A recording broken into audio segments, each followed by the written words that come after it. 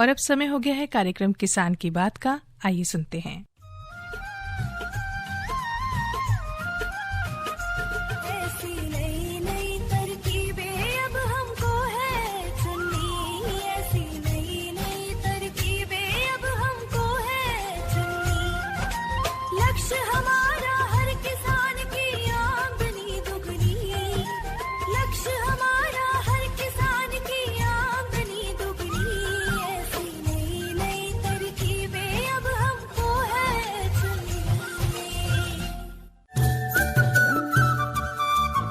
इस कार्यक्रम के प्रायोजक है कृषि एवं किसान कल्याण मंत्रालय, भारत सरकार। नमस्कार साथियों, कार्यक्रम किसान की बात में आप सभी का बहुत बहुत स्वागत है। आकाशवाणी के FM गोल्ड चैनल पर 100.1 मेगाहर्ट्ज पर शुरू हो चुका है ये कार्यक्रम, जिसमें आज मैं हूँ आपके साथ, आपकी दोस्त आरती और मैं अश्वनी वशिष्ठ। और हर रोज की तरह एक नए विषय के साथ हम हाजिर हैं। तो किसान मित्रों, अगले 30 मिनट के लिए आप किसान की बात कार्यक्रम से जुड़े हैं और आज का हम अपना विषय आपको बता देते हैं। बहुत खास है, समसामयिक है। आप लिख लीजिए, बरसात में पशुओं की देखभाल। और आपके सवालों का जवाब देने के लिए हमारे साथ स्टूडियो में मौजूद हैं डॉक्टर सी भट्टाचार्य। आप मुख्य जिला पशु चिकित्सा अधिकारी हैं, पशुपालन विभाग, दिल्ली सरकार में। तो स्वागत है डॉक्टर साहब आपका। धन्यवाद। और साथ ही जैसा कि आप जानते ही हमारा फोन इन कार्यक्रम होता है और देखिए एक ऐसा विषय लेकर आए हैं। बारिश का समय चल ही रहा है, मानसून पूरे जोर पर है और ऐसे में आपके पशुओं को कहीं कोई दिक्कत तो नहीं हो रही, कहीं किसी परेशानी का सामना तो नहीं करना पड़ रहा, या उनकी वजह से आप तो परेशान नहीं हो रहे, ऐसा कुछ भी है तो आप सीधे इस नंबर पे फ़ोन घुमाएं और अपनी जो भी परेशानी है उसका जवाब हमारे डॉक्टर साहब से जानिए। तो फ़ोन नंबर आपको बता देते हैं। फ़ोन नंबर है 011, दिल्ली का STD कोड है। इसके बाद नंबर डायल कीजिएगा 23421081। आपको बता दें, आपको हम लगातार पिछले कई दिनों से एक ऐसा नंबर भी लेके आए हैं जिसमें अगर आप हमें फ़ोन नहीं कर पा रहे हैं, किसी वजह से फ़ोन नहीं आपका मिल पा रहा है, तो आप हमें व्हाट्सएप कर सकते हैं। और हमारा व्हाट्सएप नंबर है 7011108647। अश्विनी, मुझे लगता है एक बार नंबर आप भी दोहरा दें फिर से। बिल्कुल किसान मित्रों, आप जानते ही हैं हमारा व्हाट्सएप नंबर, क्योंकि आप रोजाना मैसेज भेज ही रही हैं। एक बार हम फिर से बता देते हैं, 7011108647। इसके साथ साथ आप मैसेज के जरिए भी हमसे सवाल पूछ सकते हैं। मैसेज का वही पुराना तरीका है, टाइप करें GOLD गोल्ड, अपना सवाल, अपना नाम, जगह का नाम और भेज दें 53010 पर, यानी कि 53010।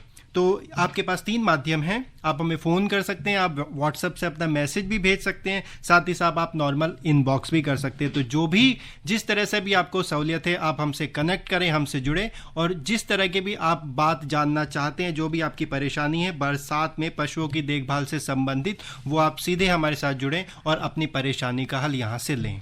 जी हाँ, और चलिए डॉक्टर साहब, जब तक हमारे लिसनर्स के कॉल आते हैं, हम तक पहुंचते हैं, शुरुआत करते हैं।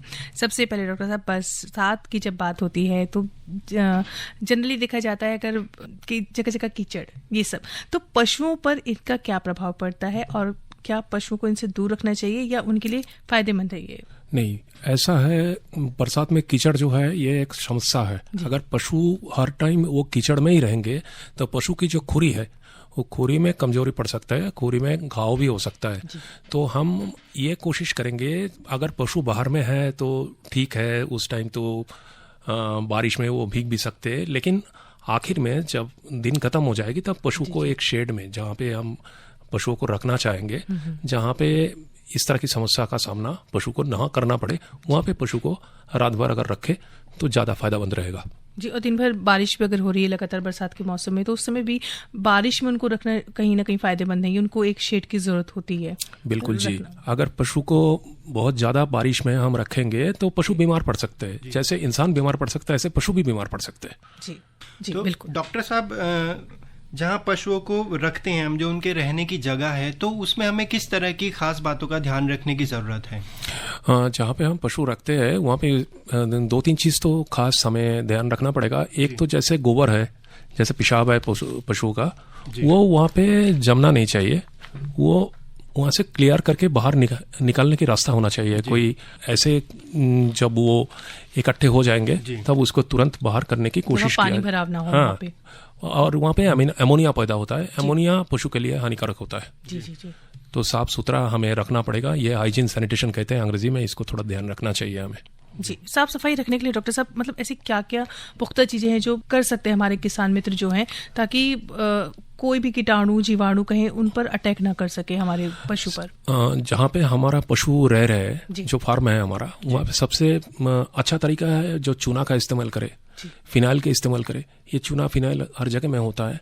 और सादा पानी तो हमारे पास उपलब्ध है ही है। सादा पानी से सारे पशुओं को अच्छी तरह से नहला दे, उसके शरीर में जो कीचड़ है उसको साफ कर दे।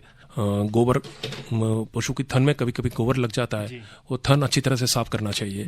तो इस तरह की चीज का ध्यान रखना चाहिए। और पशु जो शेड में रहेंगे वो शेड का ध्यान अच्छी तरह से रखना चाहिए हमें। जी डॉक्टर साहब कई समस्याओं के साथ साथ बारिश के मौसम की अगर बात करें तो ऐसी भी एक समस्या आ जाती है हमारे पशुओं के लिए, हरा चारा। ये एक समस्या कहीं ना कहीं देखी जाती है कि हरा चारा उन्हें मिलना संभव नहीं हो पाता। तो इसके लिए क्या विकल्प हैं मौजूद जो हमारे किसान मित्र अपना सकते हैं? बिल्कुल जी, इसमें मैं आपको एक चीज बताना चाहूंगा। हरा चारा कभी कभी बरसात में हम उपलब्ध नहीं कर पाते, तो संतुलित पशु आहार हमें देना चाहिए। किस हिसाब से देंगे, मैं एक एग्जाम्पल उदाहरण दे रहा हूँ आपको। मान लीजिए कोई पशु 10 किलो दूध देता है, तो 10 किलो दूध के लिए सीधा 5 किलो आप संतुलित पशु आहार दीजिए। और उसकी बॉडी मेंटेनेंस के लिए, मतलब पशु की शरीर की देख रेख के लिए और 2 से 2.5 किलो उसके साथ जोड़ दीजिए। तो मतलब जो पशु 10 किलो दूध दे रहा है उसको 7 से 7.5 किलो संतुलित पशु आहार दीजिए आप। जी बिल्कुल ठीक बात कही आपने डॉक्टर साहब। अच्छा डॉक्टर साहब, इससे पहले एक रख रखाव के दौरान आपने फिनाइल की बात की, तो कितने टाइम फिनाइल का इस्तेमाल किया जा सकता है? कहीं ऐसा तो नहीं है कि हम पशुशाला को साफ रखने के लिए हर 2-3 घंटे बाद फिनाइल का इस्तेमाल कर रहे हैं? ऐसे कुछ नहीं है। जब सुबह हम पशुशाला साफ करेंगे, सब पानी के अंदर थोड़ा फिनाइल मिला के अगर पशुशाला को साफ कर दें तो सारे दिन भर 24 घंटे के लिए वो यानी कि एक दिन में एक बार काफी रहेगा। हाँ, दिन में एक बार काफी है जी। और संतुलित आहार की अगर हम बात करें तो अच्छा संतुलित आहार हम कहाँ से लें? देखिए, संतुलित आहार आजकल हर जगह में मिल जाता है। जहाँ पे जो फीड मिल होती है, पशु की जो संतुलित आहार की जो फैक्ट्री होती है, वहाँ पे संतुलित आहार तैयार करके गांव-गांव में इसकी बंटन होता है। तो बहुत सारे आउटलेट होते हैं, वहाँ से आराम से हम खरीद सकते हैं। बहुत बड़ा इशू नहीं है ये। अच्छा डॉक्टर साहब, एक और सवाल आता है कि बरसात के दिनों में ऐसे कौन से पोषक तत्व हैं जिनकी कि हमारे पशुओं को जरूरत रहती है? देखिए, बरसात के दिन में सबसे ज्यादा हमें देना चाहिए जिंक देना चाहिए, कॉपर देना चाहिए, आयरन देना चाहिए। इस तरह की चीजों के ऊपर हमें अच्छी तरह से ध्यान रखना चाहिए। अगर संतुलित पशु आहार हम देंगे तो ये सारी चीज उसमें मिला हुआ होता है, रेडीमेड मिल जाती है। बिल्कुल डॉक्टर साहब, एक चीज और देखने में आती है कि कई सारे मवेशी जो होते हैं, हमारे जो पशु होते हैं हमारे, तो वो खुले में किसान जो है छोड़ते हैं, उन्हें बाहर चले जाते हैं। वो ऐसे में इस मौसम में जो घास होती है वो क्योंकि दिखती है उन्हें बड़ी प्यारी प्यारी हरी हरी सी जो भी दिखती है, फिर उसे खा लेते हैं बहुत ज्यादा मात्रा में। तो ओवर ईटिंग जैसे इंसानों के लिए फायदेमंद नहीं है, तो मुझे लगता है मवेशियों के लिए भी फायदेमंद नहीं होगी। और साथ ही साथ उसके और क्या नुकसान हो सकते हैं, प्लीज बताएं। हाँ बिल्कुल ही। देखिए, एक्चुअल ऐसा है, बरसात में घास अच्छा होता है, तो इसलिए पशुओं के अंदर ये इच्छा भी होता है वो ज्यादा घास खाए। लेकिन ज्यादा घास खाने से उसके पेट में ज्यादा पानी भी आ जाता है। तो होता क्या है, उसमें ज्यादा घास से ना तो उनको ज्यादा प्रोटीन मिलता है, ना ज्यादा कार्बोहाइड्रेट मिलता है। तो उसमें कभी कभी क्या होता है, अफारा बन जाता है, उसमें बदहजमी के कारण में अफारा बन जाता है। और ये घास के साथ कभी कभी लिवर फ्लूक करके जो पेट में जो कीड़ा होता है, वो कीड़ा अंदर में जा सकता है। तो जब पशु ग्रेजिंग करने के लिए जाते हैं, मतलब चरने के लिए जाते हैं ना, तब अगर पशु ज्यादा घास ना खाए तो वो बेहतर है मेरे हिसाब से। किसान मित्र को ध्यान रखना पड़ेगा इस चीज का कि वो और ज्यादा घास ना खाए, अपना लिमिट में ही खाए, लिमिट में खाए, हाँ। में खा के। ठीक है डॉक्टर साहब, आज बता रहे हैं बहुत ही मुख्य विषय है भाई, बरसात में जो पशु हैं हमारे पशुधन, उनकी उचित देखभाल किस तरह से की जा सकती है। आपको पता ही है ये फोन इन कार्यक्रम है, तो आप फोन कर सकते हैं 23421081 हमारा फोन नंबर है। एक वैकल्प एक और नंबर है, वो भी मैं आपको बता देती हूँ, 23421608। इस पर भी आप कॉल कर सकते हैं। 01 हमारे दिल्ली का स्टडी कोड है, तो ज़रूर कॉल कीजिए और जुड़िए सीधा। और जो भी परेशानी है पशुधन से जुड़ी हुई, ज़रूर आज आप पूछ सकते हैं। किसान मान धन योजना मिलेगा पेंशन का सहारा, कृषक ना होगा बेसहारा, जुड़ेगा खुशियों से नाता, कटेगा सुख से बुढ़ापा, सुरक्षित होगा अन्नदाता, सुरक्षित होगा अन्नदाता। प्रधानमंत्री किसान मान धन योजना से लघु सीमांत किसानों का भविष्य होगा सुरक्षित और 60 वर्ष की आयु से 3,000 रूपए मासिक पेंशन होगी सुनिश्चित। 55 रूपए से 200 रूपए की मासिक किश्त देकर प्रवेश कर सकते हैं। 18 से 40 वर्ष तक के किसान इस अंशदायक योजना में सरकार देगी बराबर का योगदान। सभी किसान भाई बहन इस योजना के लाभ के लिए जन सेवा केंद्र में जाएं और अपना निशुल्क नामांकन कराएं। प्रधानमंत्री किसान मान धन योजना, अन्नदाता के परिश्रम को संबल, पेंशन से सुरक्षित उनका कर। कृषि एवं किसान कल्याण मंत्रालय, भारत सरकार द्वारा जनहित में जारी। स्वागत है एक बार फिर से आप सभी का कार्यक्रम किसान की बात में। साथियों, आज बात कर रहे हैं बरसात में पशुओं की उचित देखभाल आप किस तरह से कर सकते हैं। डॉक्टर सी भट्टाचार्य जी हमारे साथ जुड़े हुए हैं, जो आपको इसके बारे में जानकारी पहुंचा रहे हैं। अब तक फोन नंबर एक बार फिर से दोहरा देते हैं, 011 STD कोड दिल्ली का 23421081। इस पर आप कॉल कर सकते हैं और सीधे अपने प्रश्न जो है पूछ सकते हैं। बिल्कुल, साथ ही साथ आप मैसेज भी कर सकते हैं। 7011108647 ये हमारा व्हाट्सएप नंबर है। और डॉक्टर साहब, एक सवाल है, ये सूरज है पिलखवा से पूछ रहे हैं, हम इनका सवाल शामिल कर लेते हैं।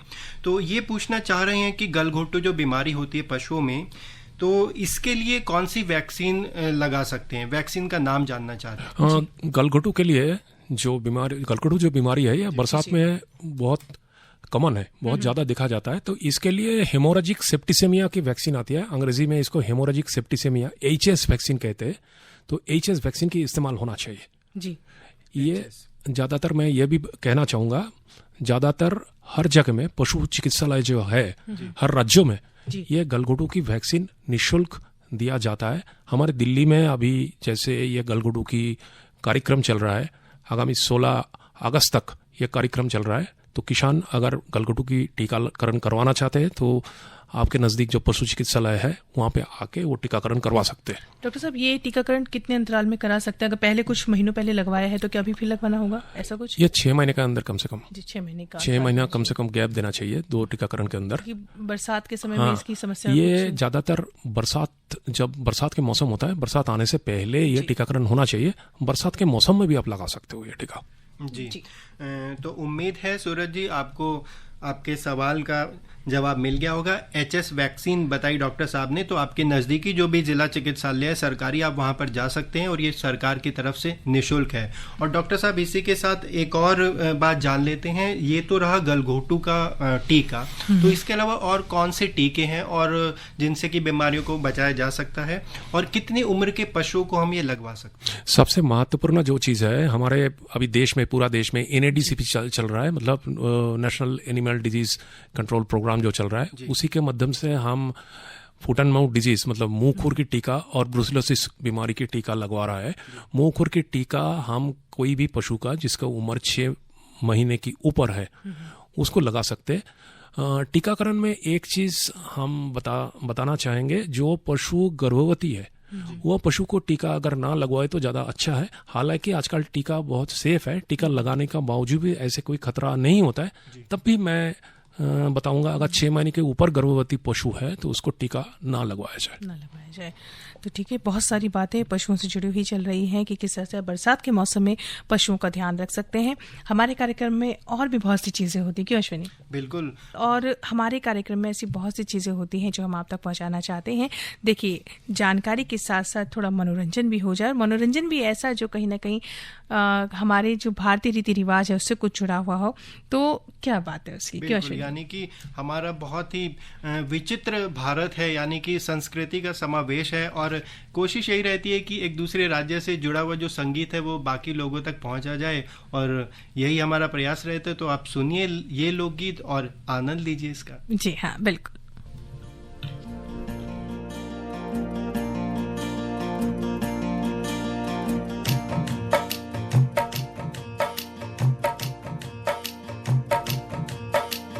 अम्मा मेरे बाबुल को भेजो री, अम्मा मेरे बाबुल को भेजो री, के सावन आया, सावन आया, अम्मा मेरे बाबुल को भेजो री।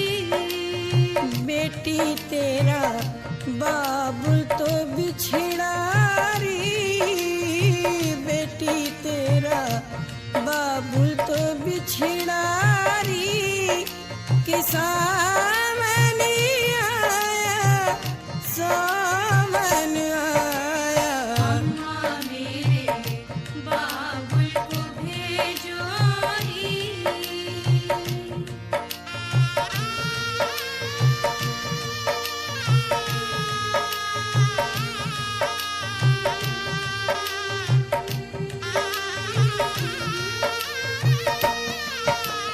अम्मा मेरे भैया को भेजो री, अम्मा मेरे भैया को भेजो री, के सावन आया, सावन आया, अम्मा मेरे भैया को भेजो री। बेटी तेरा भैया तो बाला री, बेटी तेरा भैया तो बाला री, कि सावन आया, सावन आया, अम्मा मेरे भैया को भेजो री।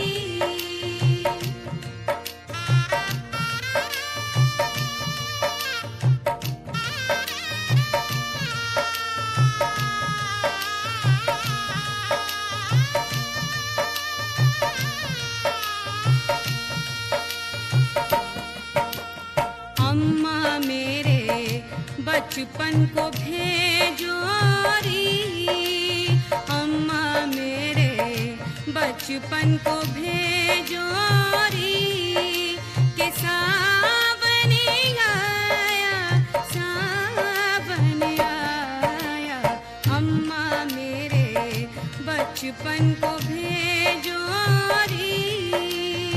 बेटी तेरा बचपन तो छूटा री, बेटी तेरा बचपन तो छूटा री, के सावन आया, सावन आया, अम्मा मेरे बाबुल को भेजो री।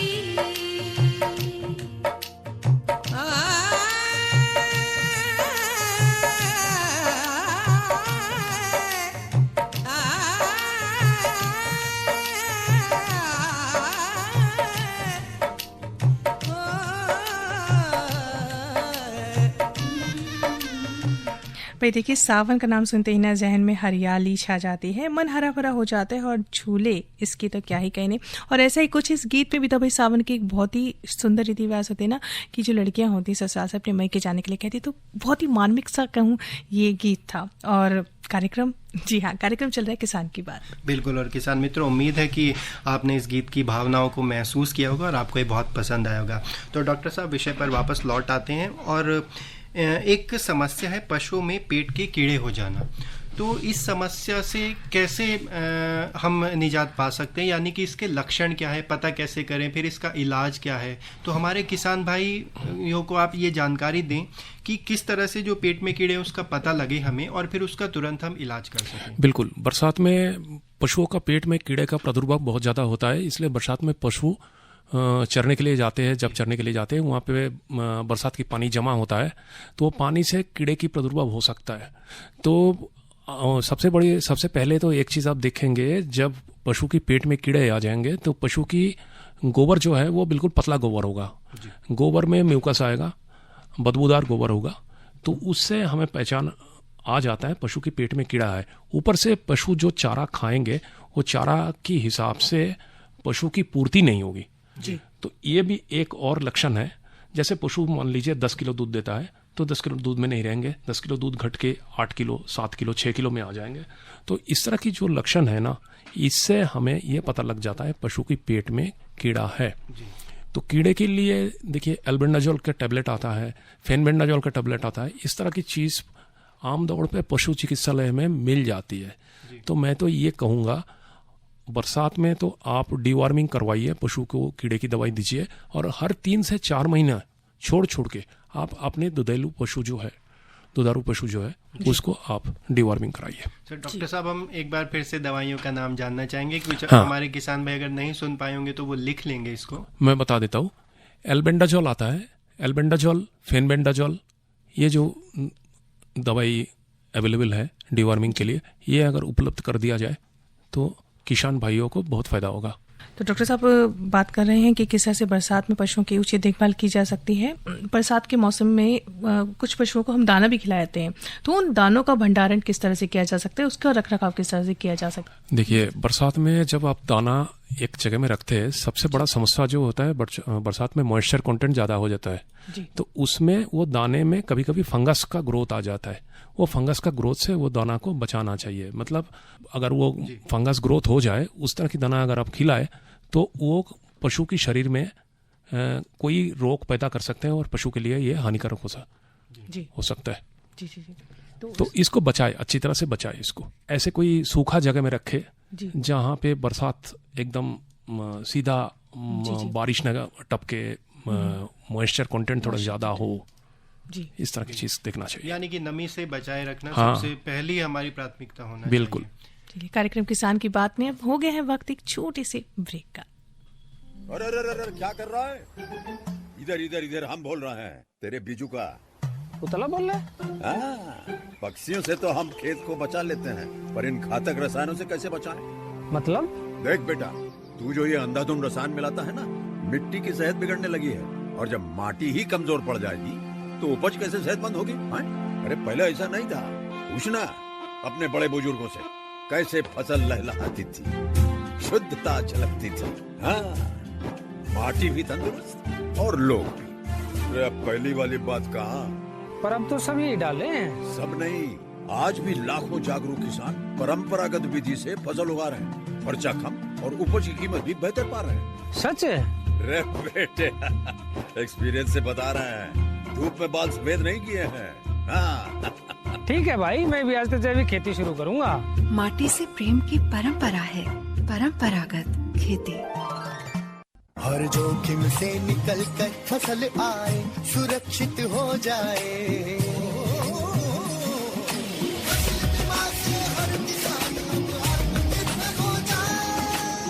संकट के समय प्रधानमंत्री फसल बीमा योजना किसानों के लिए वरदान है।